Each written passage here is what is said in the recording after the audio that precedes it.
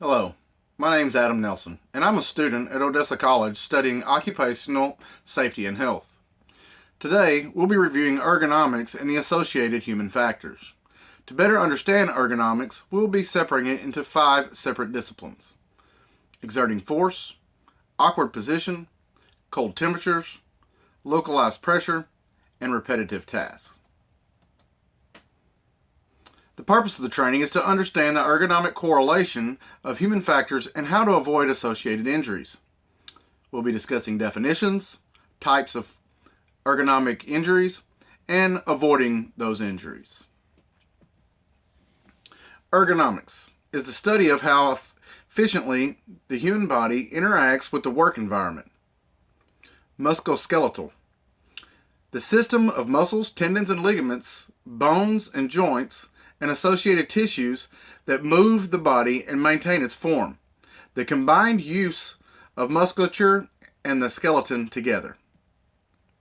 Exerting force consists of any task that requires an employee to apply force to another object in order to change its location or position. If required frequently, it can cause a worker's muscles to tire, which can increase the chances of strains, soreness, or damage. These actions not only affect muscles, but can also damage tendons and joints, and in some cases, inflammation, fluid buildup, and constriction of blood vessels and nerves. Friction. Friction is the resistance that one surface or object encounters when moving over another. Gravity. The force that attracts a body toward the center of the earth or toward another physical body having mass. Some of the types of force. Push-pull forces. In order to move an object, force must be exerted on it. The amount of friction between the surface and the object being moved determines the amount of force required to move the object. Bending, lifting, and twisting is used to move objects that can be carried. Just like friction, the amount of force to be exerted is determined by the force of gravity on the object, which determines its weight. How to avoid exerting force injuries.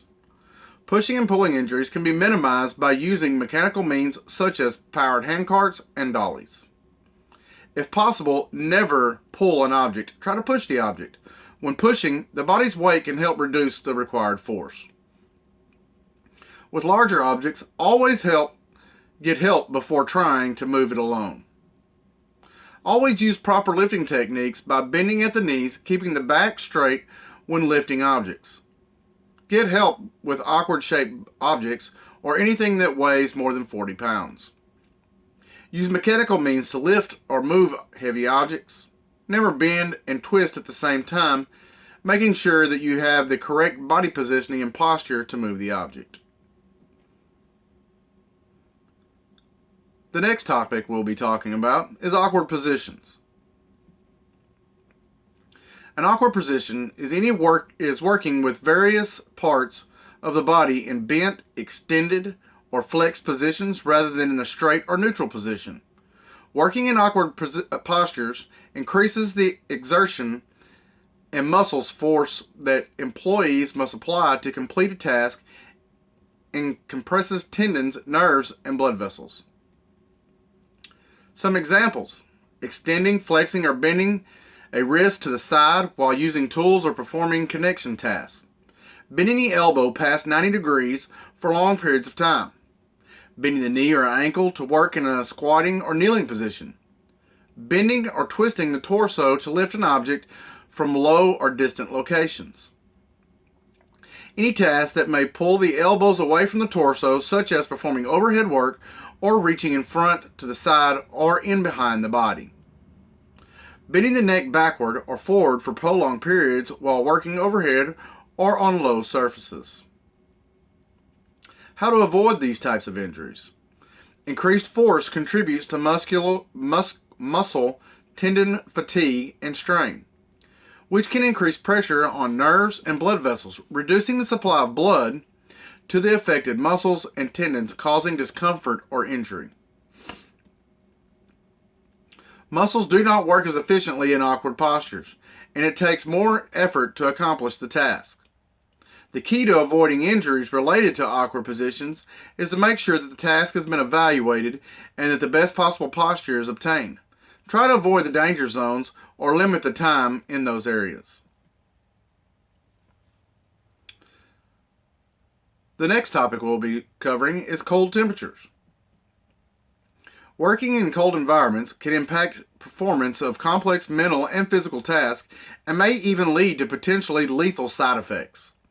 A cold environment takes away from body heat, which can result in lowering of the inner body core temperature to dangerously low levels. Hypothermia is a common cold injury associated with low body heat. It occurs when the body loses energy faster than it is produced, dropping the body temperature. Warning signs are numbness, stiffness, drowsiness, and poor coordination. Mild hypothermia, the body's core temperature is from 32 degrees Celsius to 35 degrees Celsius. Moderate hypothermia, the body's core temperature is 28 degrees Celsius to 32 degrees Celsius. And severe hypothermia, the body's core temperature is less than 28 degrees Celsius. Frostbite is another common cold injury. The nose, ears, cheeks, fingers, and toes are the most often affected. The low temperature constricts blood vessels, which impair blood flow and may cause permanent tissue damage. If damage is only to the skin and underlying tissue, complete recovery may be expected. However, if blood vessels are affected, the damage may be permanent and could result in amputation of the affected part. How to avoid these injuries? Use safe work practices. Stay hydrated. It is easy to become dehydrated in cold weather. Drink plenty of warm, sweetened liquids. Avoid alcoholic drinks. Schedule heavy work during the warmer parts of the day. Assign workers to tasks in pairs so that they can monitor each other for signs of cold stress. Take frequent breaks in warm areas. Acclimatize new workers and those returning after time away from work by gradually increasing their workload and allowing more frequent breaks in warm areas. Dress properly. The type of fabric worn can make a difference. Cotton loses its insulation value when it becomes wet. Wool, silk, and most synthetics, on the other hand, retain their insulation even when wet. Localized pressure is the next topic that we'll be discussing. Localized pressure is prolonged or repeated contact between hard or sharp objects, surfaces, and sensitive body tissue, such as soft tissues of the fingers, palms, thighs, or feet. Contact stress is localized pressure exerted against the skin by an external force. Some of the effects of localized pressure.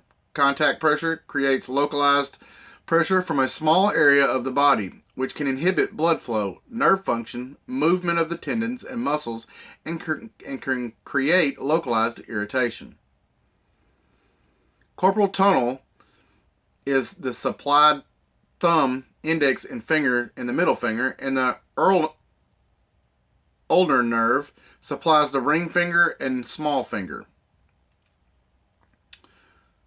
Some examples: tools with short handles which can press into the palm of the hand. Standing for long periods of time on hard and small areas such as ladder rungs, which may create pressure on the arch of the foot.